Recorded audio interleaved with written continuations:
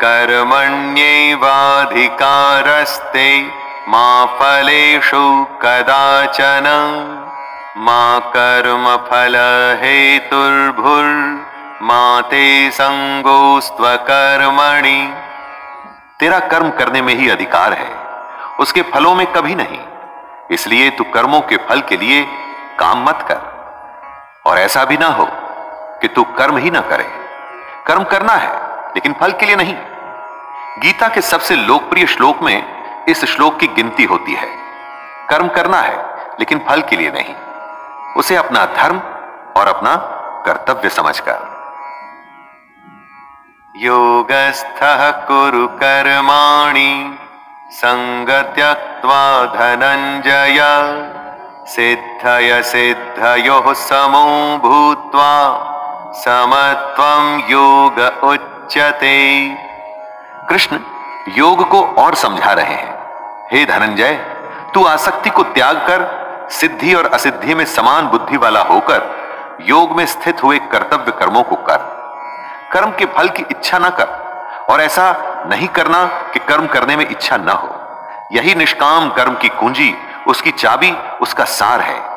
कर्म के बाद क्या फल मिलेगा उसकी परवाह किए बिना बस पूरी लगन से अपने धर्म और कर्तव्य को पूरा कर।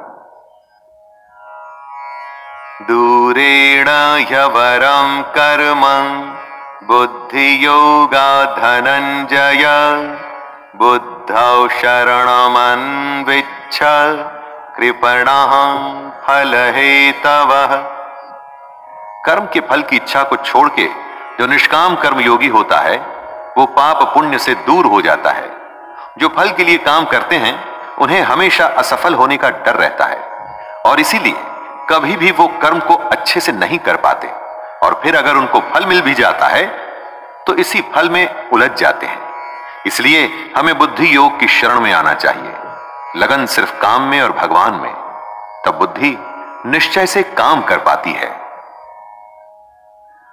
बुद्धि युक्तो जहातीह उभे सुकृत दुष्कृते तस्माद् योगाय युज्यस्व योगः कर्मसु कौशलम्।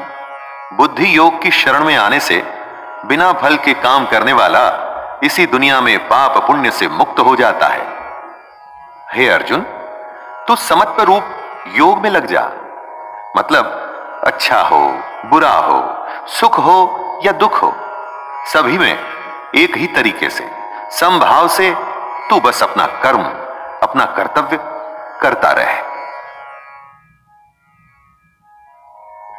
कर्मजं बुद्धियुक्ता हि फलं त्यक्त्वा मनीषिणः जन्मबन्ध विनिर्मुक्तः पदं गच्छन्त्यनामयम्।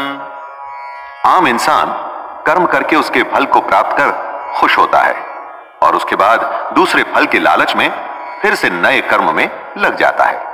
इसमें फल के बारे में सोचना ही प्रधान है, और यही गलत बात है। अगर आप अपनी सारी शक्ति, क्षमता और इच्छा सिर्फ कर्म में लगाएं और फल को भूल जाएं तो क्या होगा? आपका ध्यान कर्म में रहेगा, आप उस कर्म में बेहतर होंगे, आपकी तरक्की होगी। और रही बात फल की, तो सोच के देखिए, अगर आपने कर्म किया है तो आखिर फल जाएगा कहां?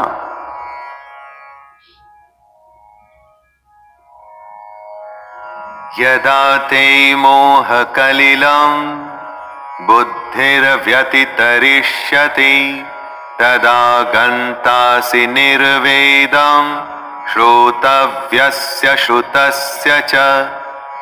कर्म के फल का मोह हो या रिश्तों का मोह, धन या ऐश्वर्य का मोह, यही मोह हमें फंसाता है। जब बुद्धि मोह के दलदल से निकल जाती है तब परमात्मा के पास आने की राह निकल आती है।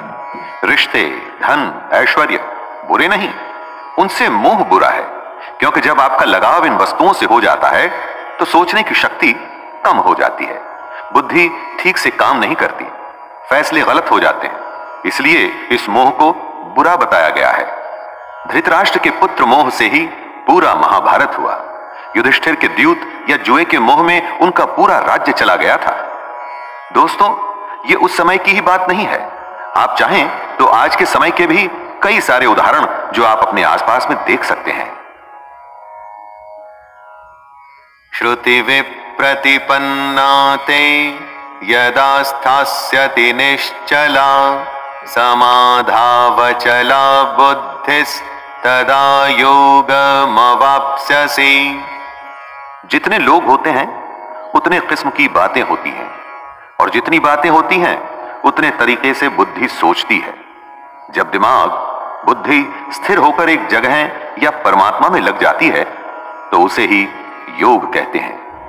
बुद्धि का स्थिर हो जाना ही एकाग्रता यानी कंसंट्रेशन कहलाता है। दोस्तों, स्थिर होकर एकाग्रता से कुछ करने को समाधि की स्थिति भी कहते हैं। और अगर आपने कंसंट्रेशन से काम किया हुआ हो तो मैं दावे के साथ कहता हूं कि वो काम कभी भी व्यर्थ नहीं होगा।